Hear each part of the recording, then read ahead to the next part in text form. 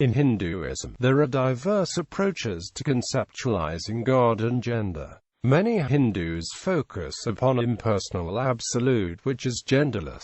Other Hindu traditions conceive God as androgynous, alternatively as either male or female, while cherishing gender henotheism, that is, without denying the existence of other gods in either gender.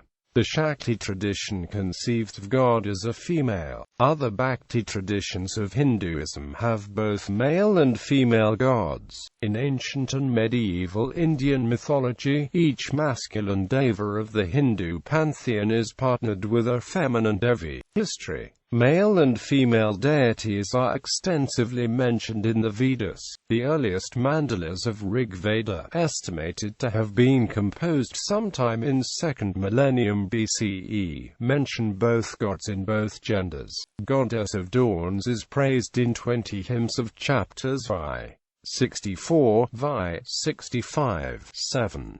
78 and X 172, with hymn Vi. 64.5 declaring Goddess Ushas as the one who must be worshipped first. Hymn to Ushas. The shining tints of the dawn have spread like the waves of the waters, beautifying the world. She renders all good roads easy to traverse. She who is replete with delight, excellence and health, divine Ushas, thou art seen auspicious, thou shinest afar. Thy bright rays spread over the sky, lovely and radiant with great splendor. Do thou Ushas bring me opulence, daughter of heaven. Thou who art divine, who art lovely, who are to be worshipped at the first daily rite. At thy dawning, divine Ushas, birds fly from the resting places, men arise to work. Thou, divine Ushas, bring ample wealth to the mortal, the offerer of these prayers. Goddesses other than Ushas, mentioned in early Vedic literature include Prithivi, Aditi, Sarasvati, Vac, and Nirati. Similarly, male gods feature prominently in the Vedas, with Indra, Agni, Varuna, Dyaus, Savata, and Soma some of the most mentioned. The two deities most mentioned in Rigveda are Indra and Agni, both male. Surya is the third most revered god, again a male. Each is mentioned anywhere rain and fire is evoked. They are profusely praised, with ceremonies and prayers to all gods and goddesses symbolically organized around fire. The hymn seeks strengthening of fire, and it is god Indra who increases the energy of the fire, while god Surya increases his brightness. Max Muller states that, while there are differences in frequency of mentions, gods and goddesses in Rig Veda are neither superior nor inferior. Almost everyone is represented as supreme and absolute. Gross states that ancient and medieval Hindu literature is richly endowed with gods, goddesses and androgynous representations of God. This, states Gross, is in contrast with several monotheistic religions, where God is often synonymous with he and theism is replete with male anthropomorphisms. In Hinduism, goddess imagery does not mean loss of male god. Rather, the ancient literature presents the two genders as balancing each other and complementary. The goddesses in Hinduism, states Gross, are strong, beautiful and confident, symbolizing the vitality in cycle of life, while masculine gods are symbolically represented as those who act. The feminine goddesses are symbolically portrayed as those who inspire action. Goddesses in Hinduism are envisioned as the patrons of arts, culture, nurture, learning, arts, joys, spirituality, and liberation. God is not either male or female concept in ancient Indian literature. Androgynous concepts of God are commonplace as well. Brahman. Major schools of Hindu philosophy focus the philosophical discourse on an universal absolute called Brahman, which is a grammatically genderless noun. This universal absolute, states Sima, bullshit beyond the differentiating qualifications of sex, beyond any and all limitations, individualizing characteristics whatsoever. The Brahman is the great cosmic spirit, the ultimate true reality, the supreme self. It is a transcendental concept that includes all virtues,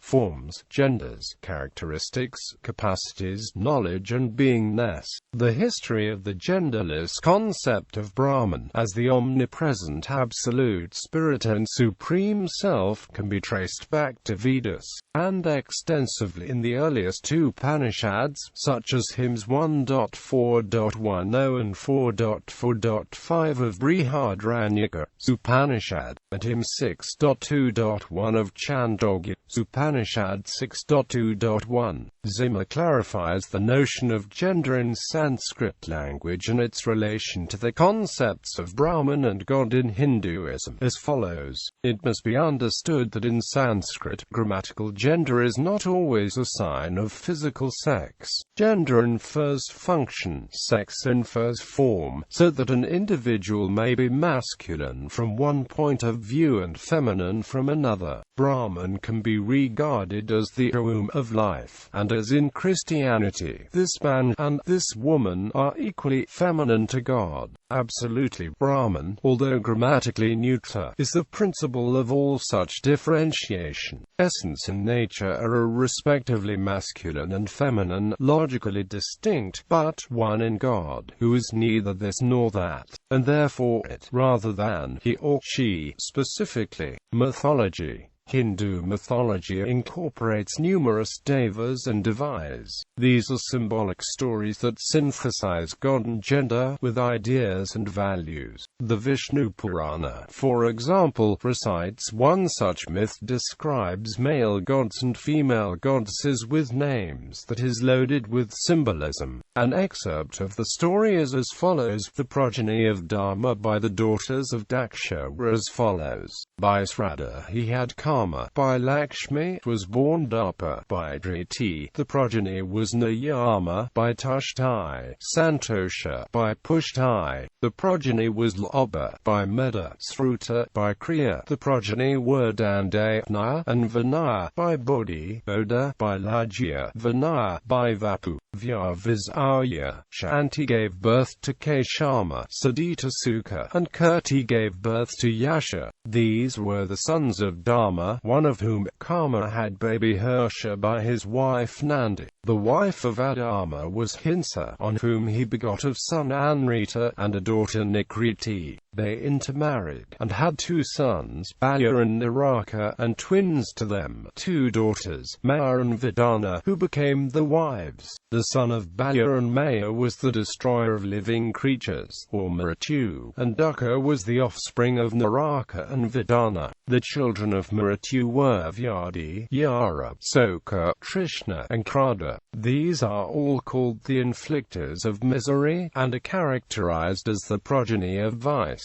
They are all without wives, without posterity, without the faculty to procreate. They perpetually operate as causes of the destruction of this world. On the contrary, Daksha and the other Rishis, the elders of mankind, tend perpetually to influence its renovation, whilst the Manas and the sons, the heroes endowed with mighty power, and treading in the path of truth, as constantly contribute to its preservation. Examples: Smarta and Advaita. The Smarta tradition, which by and large follows Advaita philosophy, believes all forms, male and female, to be different forms of the impersonal absolute, Brahman, which is of neuter gender and can never be defined. Brahman is viewed as without personal attributes or with attributes as God. In Advaita Vedanta, Ishvara is Brahman. Thus, according to Smarta views, the divine can be with attributes, Saguna Brahman, and also be viewed with whatever attributes a devotee conceives. Shiva and Vishnu in Vaishnavism and Shaivism, God, Vishnu or Shiva respectively, is personified as male. God, however, transcends gender in these subschools, and the male form is used as an icon to help focus the puja. The use of icons is not restricted to male forms.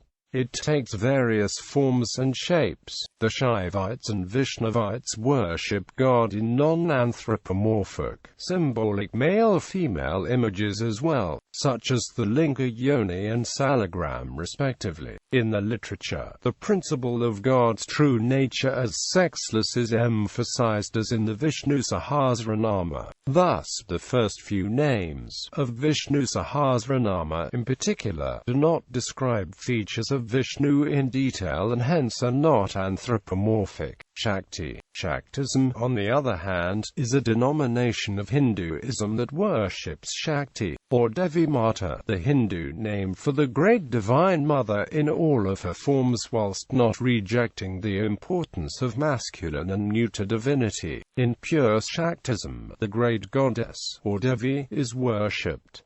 N.N. Bhattacharya explained that, who worship the supreme deity exclusively as a female principle are called Shakta. Alternative interpretations of Shaktism, however, primarily those of Shaivite scholars, such as Satguru Savayu Subramanya Swami, argue that the feminine manifest is ultimately only the vehicle through which the masculine unmanifest, Parasiva, is ultimately reached. Radha Krishna. The common separation of Sakti and Saktiman, i.e., female and male principle in God, arrives at the conclusion Sakti and Saktiman of the same. Each and every God has its partner, better half, or Sakti, and without this Sakti he is sometimes viewed being without essential power. In some bhakti schools, devotees of Hinduism worship both genders as a god pair, rather than a specific gender. For the Vaishnava point of view, the divine feminine energy implies a divine source of energy, i.e., God as Shaktiman. Sita relates to Rama, Lakshmi belongs to Narayana, Radha has her Krishna. The female, in these pairs, is viewed as the source of energy and essence of the male. One of the prominent features of Vaishnavism in Manipur, for example, is the worship of the two genders together. Devotees do not worship Krishna alone, or Radha alone, but Radha Krishna. Rasa and other dances are a feature of the regional folk and religious tradition, and often, for example, a female dancer will portray both male Krishna and his consort, Radha, in the same piece.